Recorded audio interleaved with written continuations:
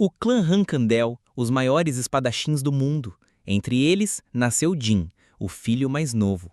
Marcado pela barizada, destinado à glória, mas amaldiçoado pela fraqueza. Zombado pelos irmãos, ignorado pelo pai, condenado ao fracasso. Mas, em sua segunda vida, Jin desperta um poder proibido. Um poder que não é aura nem magia. E agora, até mesmo o patriarca terá que reconhecê-lo. A história começa com Jin Hunkandel, o protagonista, fazendo uma breve apresentação sobre seu clã, Hunkandel. Um clã de espadachins que domina metade do mundo. As pessoas desse clã nascem com corpos poderosos e talentos excepcionais, o que lhes permite governar através de seu poder marcial. Esse mundo segue a lei do mais forte, onde as pessoas roubam e matam sem penalidade, apenas por serem mais fortes. Jin, o filho mais novo dos Hunkandel, conta que escolheu a barizada no ritual de seleção, a espada do patriarca que prevê o futuro da criança e a marca como herdeira do destino do líder do clã. Isso fez acreditar que teria apenas glória e sucesso no futuro. Mas, ao crescer, Jin percebeu que não possuía nenhum talento com a espada, o que chamou a atenção de todos. Não era normal um descendente Hunkandel ser tão ruim com a lâmina, e ele passou a ser conhecido como o menos talentoso do clã. No presente, durante um treino, seus dois irmãos gêmeos o interrompem, zombando dele por balançar a espada sem resultados. Jin os ignora e continua calado, até que um deles o acerta com um chute na barriga, dizendo que quando um irmão mais velho fala, ele deve responder. Caído, com a mão no estômago e se contorcendo de dor, Jin tenta pegar sua espada de madeira, mas um dos gêmeos pisa em sua mão, irritado por alguém sem talento continuar treinando. Eles tomam seu caderno com anotações de teoria básica de esgrima e voltam a zombá-lo, perguntando se ele realmente acredita que pode chegar a algum lugar com aquilo. Dizem que é por isso que não se deve dar oportunidades a quem não é capaz. Jin grita para que parem e devolvam seu caderno, mas um deles o rasga com raiva, afirmando que por causa de chances assim, os fracos não reconhecem o próprio lugar e acabam alimentando esperanças inúteis. Em seguida, quebram sua espada de madeira em pedaços. Jin os confronta, dizendo que não precisam fazer aquilo, mas eles respondem que fazem porque se importam com ele, perguntando se foi essa a educação que a babá dele deu. Irritado, Jin afirma que Jilly não tem nada a ver com isso. O talento dos irmãos mais velhos e sua própria falta de habilidade nunca haviam importado para Jin. Ele acreditava que se trabalhasse duro, seria reconhecido e se tornaria um orgulhoso Hunkandel. Mas aos 23 anos foi expulso do clã, tornando-se um andarilho sem destino. Foi nessa jornada que Jin conheceu sua mestra e descobriu que possuía um talento proibido dentro do clã: a magia. Após 3 anos aperfeiçoando suas habilidades mágicas, um espírito entrou em contato com ele. Apresentando-se como Solderet, o mestre das sombras, o espírito propôs um contrato. Disse que ao aceitá-lo, Jin poderia usar poder espiritual e anular maldições. Durante a conversa, Solderet percebeu uma maldição ligada a Jin, algo que parecia ter sido lançado quando ele ainda era criança. Era uma maldição insignificante chamada Ilusão da Lâmina, que o impedia de mostrar seu talento como espadachim. Então, Solderet compreendeu por que havia sido atraído até ele e quebrou o selo, declarando que assistiria com prazer Jin se tornar o maior espadachim mágico do século. Animado, Jin saiu para testar suas novas habilidades. Ao balançar a espada, sentiu uma leveza que nunca experimentara antes, como se movesse apenas os braços. Enquanto treinava sua esgrima mágica, uma horda de igres selvagens apareceu à distância observando-o. De repente, Jin foi derrotado antes mesmo de reagir, procurando por sua mestra ou por Solderet, mas ninguém estava lá para ajudá-lo. Prestes a morrer, Jin se perguntou sobre seu destino. Sem conseguir usar sua magia ou o poder de Solderet, questionou por que lhe haviam dado aquela chance. Então, sem perceber como, despertou em seu corpo com 1 ano de idade, no meio da seleção. Jilly, sua babá, lhe desejava boa sorte. Diante de centenas de espadas, Jin reconheceu a barizada. Em sua vida passada, ele havia escolhido por coincidência. Mas agora, nessa nova vida, ele ia escolhê-la conscientemente. As pessoas do clã Rankandel ficam surpresas quando o filho mais novo escolhe a barizada e Jin é levado para o Castelo da Tempestade. 6 anos depois, no mesmo castelo, Jin lê alguns livros para passar o tempo, explicando que, pelas regras do clã, os descendentes Rankandel devem permanecer ali até completarem 10 anos de idade. De repente, uma das empregadas solta um grito. Ao se aproximar, Jin pergunta o que aconteceu, e a mulher aponta para um pássaro morto no quarto dele. Rapidamente, Jin entende que só poderia ser obra de seus irmãos mais velhos. Logo depois, 2 garotos entram no quarto rindo. Eram os gêmeos Daytona, 11º filho, e Haitona, 12º filho, ambos com 9 anos. Jin os ignora e reflete sobre a crueldade deles. Mataram um pássaro inocente apenas para provocá-lo. Então, irritado, ordena que calem a boca. Haitona, ainda zombando, se aproxima e pergunta o que ele disse, tentando acertar Jin com um soco. Mas Jin segura seu punho, usando o poder espiritual de Soldere e repete friamente que eles estão barulhentas demais, exigindo que se calem. Em seguida, Jin acerta um soco no rosto de Haitona. Sem dar tempo para a reação, parte para uma sequência de golpes violentos, deixando os gêmeos quase inconscientes no chão. Nesse momento, a porta se abre e entra Kan, o cavaleiro guardião dos irmãos Rankandel. Vendo os gêmeos caídos, Kan pergunta o que aconteceu. Jin, com frieza, inventa uma desculpa. Eles começaram a lutar entre si e acabaram desabando. Kan não acredita, mas o olhar vazio de Jin o intimida. Não me ouviu? Reforça Jin. Eles lutaram e desabaram. Kan pensa em silêncio. Que mesmo o caçula dos Rankandel é brutal como os outros. Decide concordar e pega os gêmeos desacordados, dizendo que os levará ao médico. Mas Jin o interrompe, ordenando que os leve para outro lugar, e pede que o siga. Do lado de fora, sob a chuva e ventos fortes, Jin faz um enterro digno para o pássaro. Depois, larga os irmãos encostados em uma árvore diante da pequena cova. Kan observa Jin e comenta que o método parece exagerado, questionando se realmente vai deixá-los ali, em meio à tempestade que só iria piorar. Jin responde friamente. Eles precisam entender a gravidade do que fizeram. Kan, mesmo discordando, decide respeitar a decisão do jovem mestre. De volta ao castelo, Kan reflete melhor sobre a situação. A energia de Jin definitivamente não era aura, parecia mana. Se fosse verdade, então aquela não havia sido uma simples briga entre irmãos. Preocupado, pede a um funcionário que lhe traga um cavalo. Kan precisava relatar o ocorrido ao patriarca. Jin, observando tudo pela janela, já esperava por isso. Aos olhos de Kan, o poder espiritual, prova de seu contrato com Soldere, era magia. Mas Jin não se preocupava. Pro contrário, graças a esse poder, descobriu que o contrato ainda estava válido nesta vida. E, com a maldição da lâmina rompida, o tolo dos Rankandel não existia mais.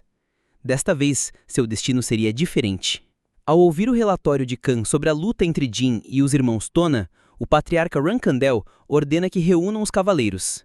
Acompanhado dos 7 cavaleiros de Rankandel e de mais 200 guerreiros sob suas ordens, ele parte em direção ao Castelo da Tempestade para se encontrar com o filho mais novo. No intervalo entre a convocação dos 7 cavaleiros de Rankandel e a partida para o Castelo da Tempestade, Mary, a 7ª sucessora do clã, pergunta a Dipus, o 4º sucessor, qual seria o motivo da reunião.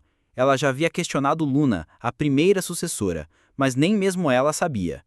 Dipus reflete e comenta que os gêmeos Tona só deixariam Castelo no ano seguinte, então era improvável que a visita fosse por causa deles. Talvez fosse por causa de Jin. Luna, ao perceber a conversa, gesticula pedindo silêncio. Mary se desculpa, mas em seu íntimo se pergunta se o irmãozinho mais novo poderia ser tão impressionante a ponto de fazer o patriarca se mover pessoalmente.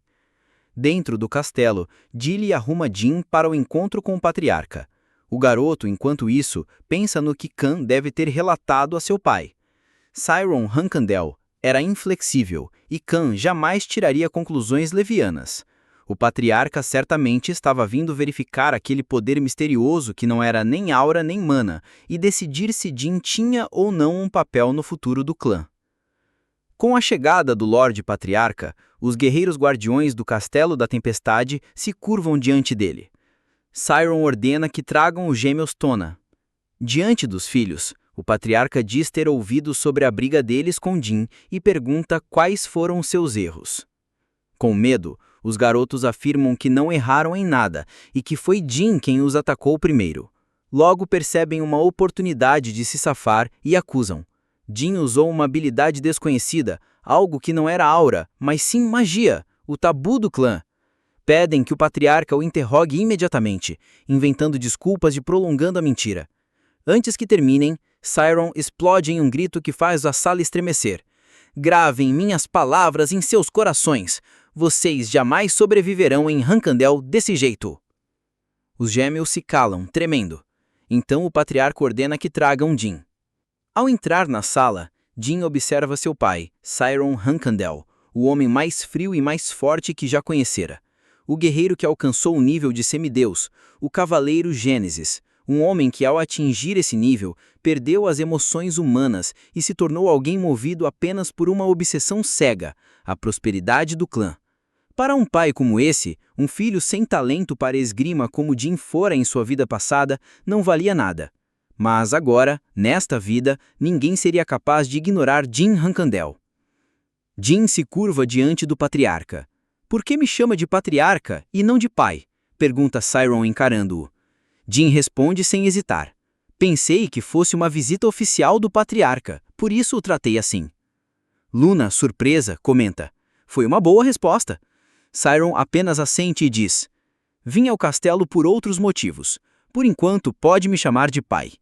Em seguida questiona. Jin, qual foi o erro dos irmãos Tona nessa briga? Jin cerra os punhos, seus olhos cheios de ódio. Vingança.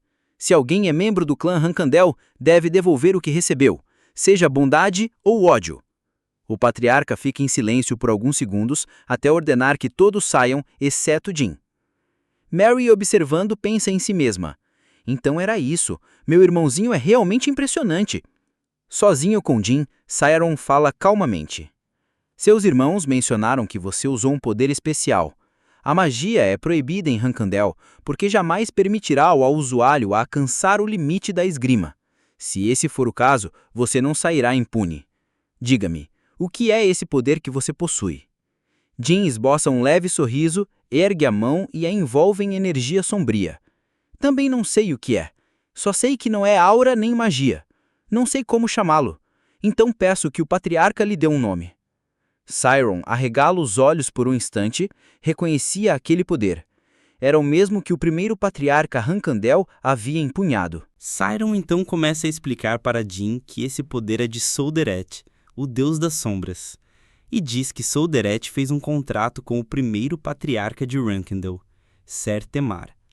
Ele é o deus que acompanha Rankandel desde o nascimento do clã, mas, depois que Ser Temar faleceu, Solderet nunca mais apareceu para os Rankandel. Siron também não sabe o motivo, mas agora ele voltou para os Rankandel através de Jin. Jin então pergunta repentinamente para seu pai quem é mais forte, o deus Solderet ou ele. Siron pensa um pouco sobre a ideia de duelar contra um deus e diz que nunca lutou contra um, então não há como saber. Jin ficou orgulhoso, pois essa foi uma resposta digna do homem mais poderoso.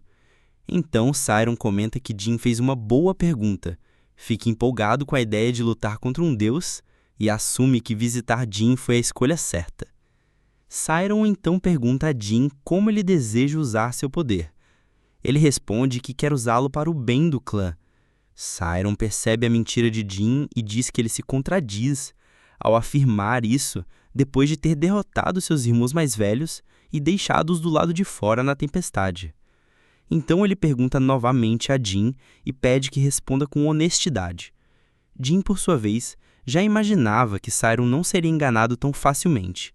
Ele fica tenso, cerra os punhos e diz com dificuldade que usará esse poder para o seu próprio bem. Siron gosta da resposta e afirma que vai ficar de olho em Jin a partir de agora, antes de se retirar do salão. Jin dobra os joelhos e volta a respirar aliviado. Com a saída de Siron e dos 7 cavaleiros de Rankandel, Mary deixa um presente de despedida para Jin. Ao abrir, Jin e Gilly se impressionam ao ver o coração de uma fênix. Mary Rankandel, a 7ª portadora da bandeira de Rankandel e cavaleira de 6 estrelas, conhecida como Mary Tempestuosa, além de ter outro nome secreto, a Louca da região sul, mostrava através desse gesto o motivo pelo qual uma mulher tão insana daria algo tão precioso a Jin. Ela quer que ele cresça forte, para que um dia possam lutar de igual para igual. Comer um coração de fênix nessa idade, Jin desenvolveria uma tolerância ao fogo e aumentaria sua taxa de crescimento. O coração da fênix também era necessário para que magos de 6 estrelas invocassem uma fênix com segurança. Jin então se empolga com a ideia de poder invocar uma fênix com suas próprias mãos ainda nesta vida. Gilly chega com um prato do coração da fênix já cozido. Jin agradece e, antes de se preparar para comer, pergunta se seus irmãos têm algo a dizer. Eles começam a fazer indiretas sobre como a panela que Gilly preparou era muito grande e se não seria demais para Jin comer sozinho. Jin os oferece um pouco do coração da fênix, mas sob uma condição. Então os gêmeos começam a cavar um túnel para Jin, enquanto discutem o quão assustador é seu irmãozinho. Após os irmãos Tona voltarem para casa, irritados e cansados, dispensam a conversa e pedem o que lhes foi prometido. Jin então aponta para a mesa, onde estão 2 colheres de chá com um pouco do caldo do coração da fênix. Eles reclamam por ser muito pouco, e Jin os lembra que apenas disse que iria compartilhar, sem especificar a quantidade, e que, conforme prometido, estava oferecendo um pouco da sopa. Logo em seguida, Jin vai até o túnel que os irmãos Tona fizeram e se surpreende. Era exatamente como ele queria, e achava que seus irmãos mais velhos fariam algo qualquer. Jin, já frustrado por apenas acumular mana sem ter onde usá-la, utiliza um poder para abrir caminho. Ele então encontra uma porta acorrentada, selada por algum tipo de círculo mágico, a biblioteca secreta de Huncandel. Jin se lembra de seu irmão mais velho dizendo que era necessária uma frase de ativação. Ele começa a recitar: "Um filho dos Huncandel veio consolar Murakan." A porta da biblioteca começa a se abrir. Jin comenta que aquele lugar possui uma coleção de tomos secretos dos clãs que os Huncandel derrotaram nos últimos 1000 anos. A biblioteca secreta dos Huncandel é enorme e permitida apenas aos porta-bandeiras do clã. Em sua vida passada, Jin não teve o direito de entrar ali, mas nesta vida ele pretende aproveitar cada momento. Enquanto caminha, Jin percebe uma espécie de incubadora com uma pessoa dentro. Ao observar melhor, percebe que o homem tem escamas e se pergunta se ele é humano. Jin então se lembra das palavras que recitou para abrir a porta e deduz que se trata do dragão negro Murakan, que perdeu para o primeiro patriarca e entrou em sono profundo. Deixando Murakan de lado, Jin decide procurar pelos tomos secretos. Ao encontrá-los, seleciona alguns que lhe parecem interessantes, incluindo um tomo secreto do famoso clã de mestres espadachins Kongen. Ao abrir, percebe que o conteúdo é um pouco difícil de entender, apresentando apenas teoria de nível 3 estrelas. Jin queria levar os tomos consigo, mas correria o risco de ser pego. Então tem a ideia de copiar as passagens sempre que for à biblioteca, e assim faz, estudando em casa. Um dia, enquanto copiava um tomo, Jin percebe uma presença na biblioteca. Era Murakan, que abre os olhos e pergunta quem estava invadindo a biblioteca secreta. Jin, assustado, se pergunta o que Murakan estava fazendo ali. Ele não se lembrava de nada em sua vida anterior sobre o dragão despertar. Para manter a calma, pensa que Murakan é o dragão guardião do clã, e se agir educada e com humildade, ele o tratará com leveza. Ainda com medo, começa a se apresentar cordialmente enquanto treme. Murakan se irrita ao ser chamado de guardião do clã e começa a gritar sobre como os malditos Huncandel ousam ensinar isso a alguém. Ele percebe, no entanto, que não poderia ficar realmente bravo como o Olequinho, que não tinha culpa de nada. Então Murakan se sente desanimado, despertou por sentir um cheiro agradável, algo que não sentia há muito tempo, mas fica desapontado por ser apenas uma criança. Então Murakan percebe um cheiro de energia espiritual. Apesar de ter dormido 1000 anos, ele ainda se lembra do aroma e comenta que apenas quem aceitou um contrato pode ter tal presença. Jin percebe que Murakan despertou por causa de sua energia espiritual. Enquanto Murakan procura a origem do cheiro, Jin manifesta seu poder espiritual. Murakan reconhece o poder de Solderets e começa a suar frio, surpreso ao constatar que o contratante prometido de 1000 anos é um molequinho. Murakan explica que tem uma promessa com Solderets e que deve ajudar Jin conforme essa promessa, dizendo que detalhará tudo depois, mesmo que seja difícil para uma criança. Então, Murakan decide se apresentar formalmente ao contratante de Solderets. Transformando-se, diz: "Sou Murakan, representante de Solderet, seu amigo, e o último descendente dos primeiros seres das sombras. De acordo com a promessa de 1000 anos, a partir de hoje, estarei junto de você." Ele então pergunta o nome do garoto à sua frente. Com um leve cumprimento, Jin se apresenta. Jin Hunkandel, o 13º e o mais novo filho dos Hunkandel.